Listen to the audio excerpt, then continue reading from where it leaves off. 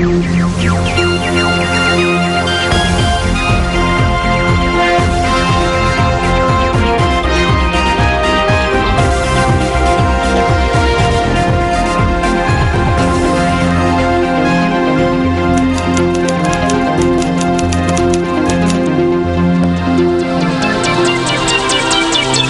very good evening and welcome. This is News First Primetime News here on MTV Sports. I'm Ramesh Kugalbandar. And I'm Krishi Panitharatna. Well, we are proud to announce that as of today, the News First channel on YouTube has reached the 10 million views mark. Before we take a look at that, here's a look at tonight's headlines. Aviation officers informed the President that the Mattala Airport will be ready for operation from the 18th of March. 4 suspects involved in the murder of the chief incumbent of the Sunandopananda Vihara in Moratuwa identified in court. Appointment of the deputy leader of the United National Party postponed once again. News First launches its citizen journalism initiative.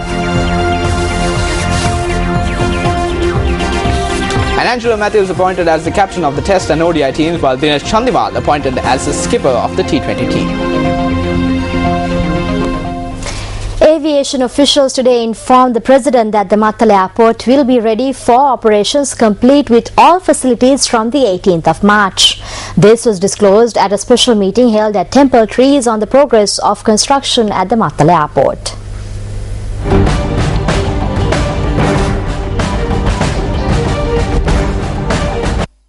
Aviation officials had informed the President that 99% of the construction work at the Mattala Airport was complete. The President had instructed the officials to create a proper mechanism to train youth from the villages and direct them to jobs in the aviation and naval sector. The President had also instructed for a mechanism to be created for agricultural products of the rural people to be purchased directly for the aviation and naval service.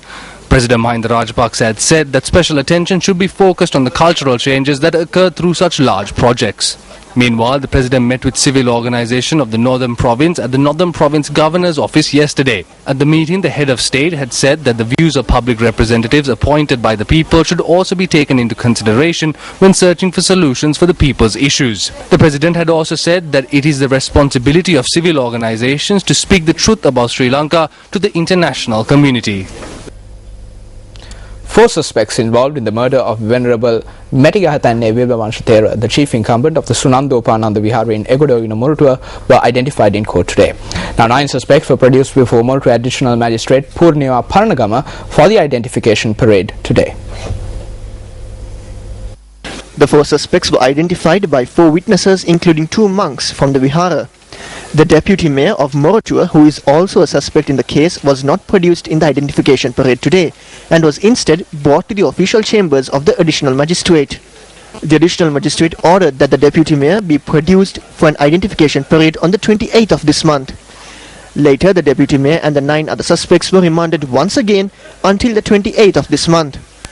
Meanwhile, a group of area residents carried out a demonstration today opposite the magistrate's court, calling on officials to bring the perpetrators to book.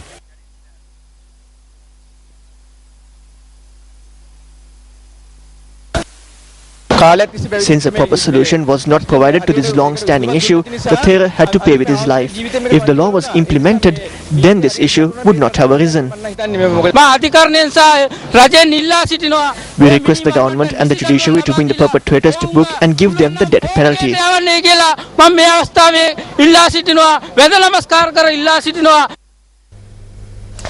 Cabinet spokesperson Minister Keheliya Rambukwala says that the government has not focused its attention on introducing laws preventing land in the island from being provided to foreigners. Speaking at the cabinet media briefing held today, Rambukwala pointed out that plots of land are being given to foreigners based on the current process. However, addressing the parliament recently, Minister of Land and Land Development Janaka Bandara Tennakon said that land will not be given to foreigners any further. Can you explain whether the plots of land owned by the BIO comes under your purview?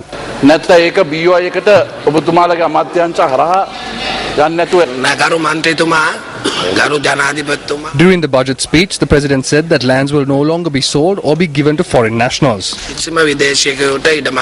දෙන්නේ නැහැ. විකුණන්නෙත් නැහැ, පවරන්නෙත් නැහැ. ඒ කියන්නේ ඒ විකුණන්නේ නැහැ. You mean it will not be sold? Will it be given on a 99-year lease? පාර්ලිමේන්තුවේ නීතියක් කොහොමද No. දෙන්නේ නැහැ. දෙන්නෙම නැහැ. So you won't give it? No, we will table a bill මගේ soon. දෙවෙනි අතුරු ප්‍රශ්නේ My second supplementary question is, will land not be given on lease? No, we will present a proposal at the next cabinet meeting, then we will bring it to parliament. Then you will know about it. News First inquired about this matter at the cabinet media briefing held today. Has the government focused attention on not handing over land to foreigners?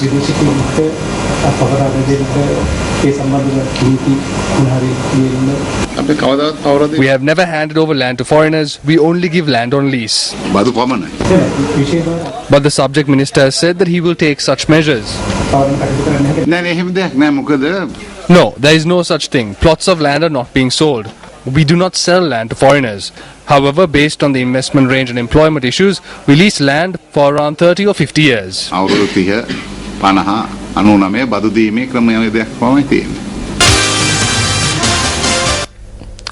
The Pathfinder Foundation says that the decrease in government revenue as a percentage of the gross domestic product is an unfavorable situation. The Pathfinder Foundation points out that government revenue, which was 15% of the GDP, had dropped to 11% in 2012.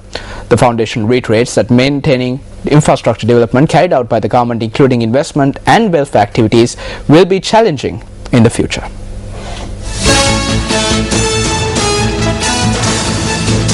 There has been a sharp decline in the government revenue in 2012. The government revenue seems to have declined to as low as 11% of the gross domestic product. This is significantly less than the 14 and 15% that has been recorded in previous years.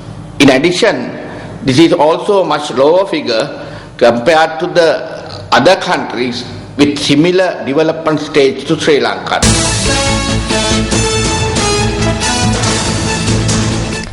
Leader of the Dravida Munnetra Kalaham Party, M. Karunanidhi, says that countries around the world have started to acknowledge the true face of the Sri Lankan government. Issuing a communique, it was noted that this situation has arisen since meaningful progress has not been made on human rights issues.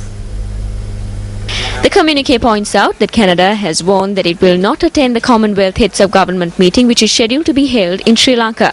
In addition, the DMK leader also states that the New York-based Human Rights Watch had already written to the Commonwealth urging it to shift the venue of its November 2013 Heads of Government meeting from Sri Lanka. The communique issued by the leader of the DMK party goes on to say that based on the above-mentioned facts, Sri Lanka cannot shy away from the criticism levelled by the other nations. Last week, M. Karunanidhi had addressed a letter to the leader of the Congress Party of India, Sonia Gandhi, voicing his concerns about the problems being faced by the Sri Lankan Tamils.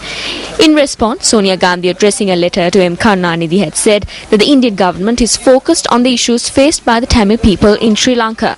Sonia Gandhi's reply further added that the Indian Minister of External Affairs, Salman Khurshid, would be briefed on the matter. Now, News First has once again broken barriers in the news industry in Sri Lanka by introducing yet another concept to connect with the people. For the first time in Sri Lanka, News First launched its citizen journalism initiative, opening the doors for the general public to report on what they see and witness.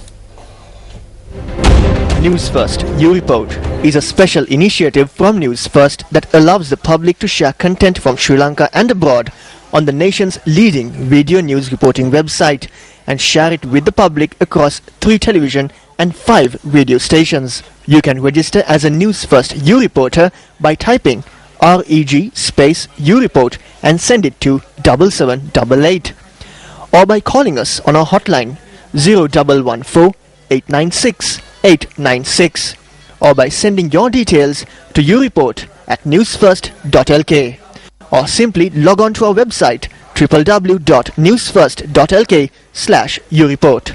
U-Report is a platform to every individual across the island to submit their stories to News First.